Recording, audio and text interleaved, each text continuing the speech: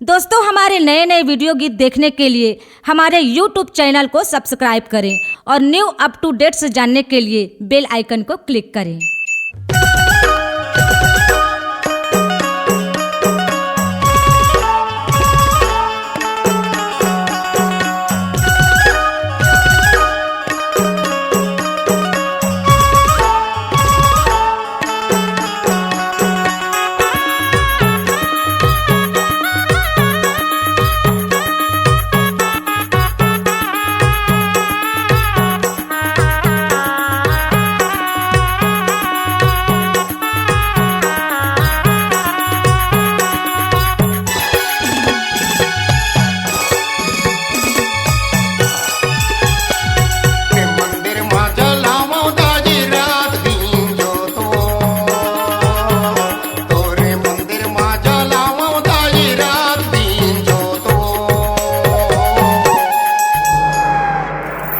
शरण मायो दाई तोरे शरण मायो दाई। हे रतनपुर वाले, हे बंजारे वाले माता, हे बुचीपुर माँ, हे जुनी दाई, तोरे चरण मायो दाई।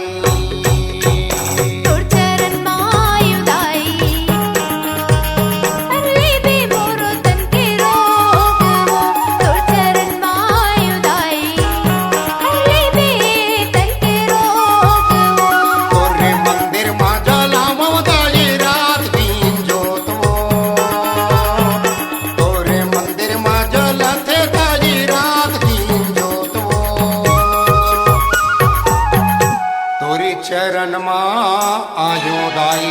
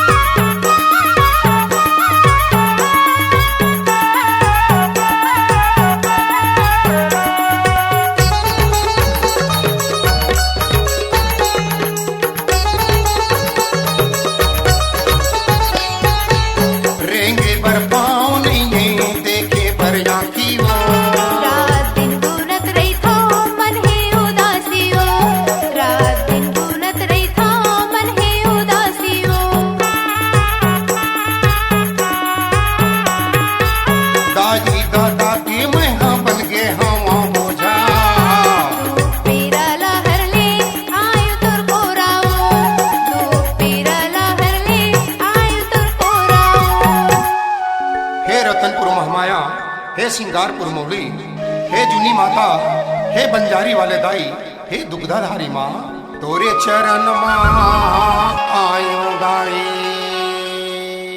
तोर चरण माँ आयो दाई, हर ले बे तन के रोग वो। तोर चरण माँ आयो दाई, हर ले बे तन के रोग वो।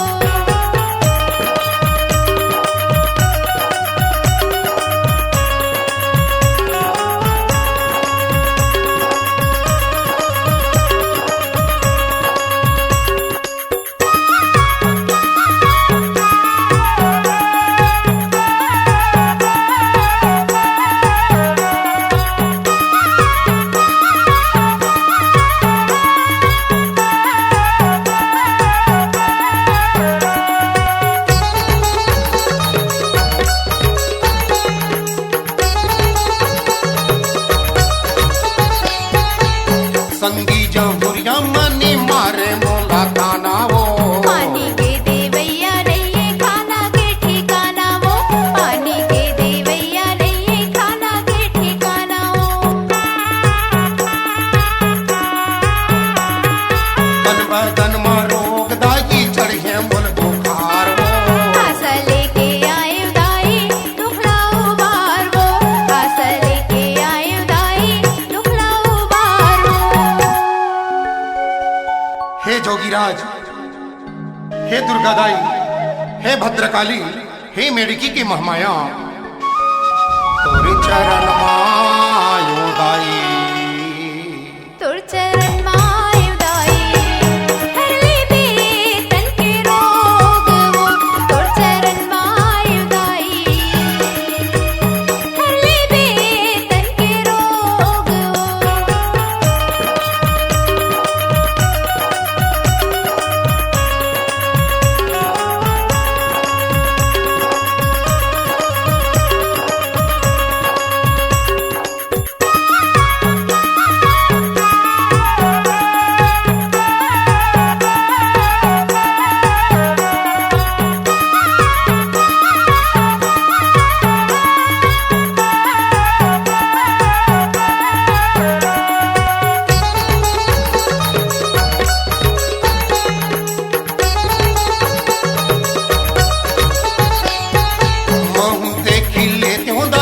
रतनपुर तोर धाम हे महामाई लक्ष्मी देवी ओ भैरवनाथ हो, हे महामाई लक्ष्मी देवी ओ भैरवनाथ हो।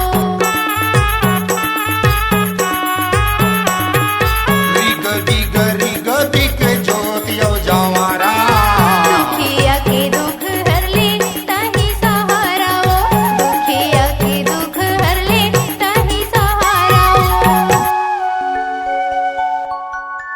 हे रतनपुर, है सिंगारपुर मौली, हे दुग्धाधारी, हे राजनांदगांव के पताल भरवी, तोरे चरण मायो दाई, तुर चरण मायो दाई, हर ले बे तन के रोग वो, तुर चरण मायो दाई, हर ले बे मोरो तन के रोग वो। तोरे मंदिर मा जाला थे ताजी रात दिन जो तो, तोरे मंदिर मा जाला मौदाजी रात दिन जो तो, तुर चरण मायो दाई, हर ले बे तन के रोग वो, तुर चरण मायो दाई, हर ले बे मोरो तन के रोग वो, तुर चरण मायो दाई। हर ले पे मोरो तन के रोग वो, हर ले बे तन के रोग वो, हर ले पे मोरो तन के रोग वो। हर ले बे तन के रोग वो।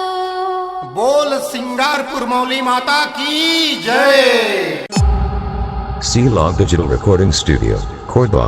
Contact number 9907119215.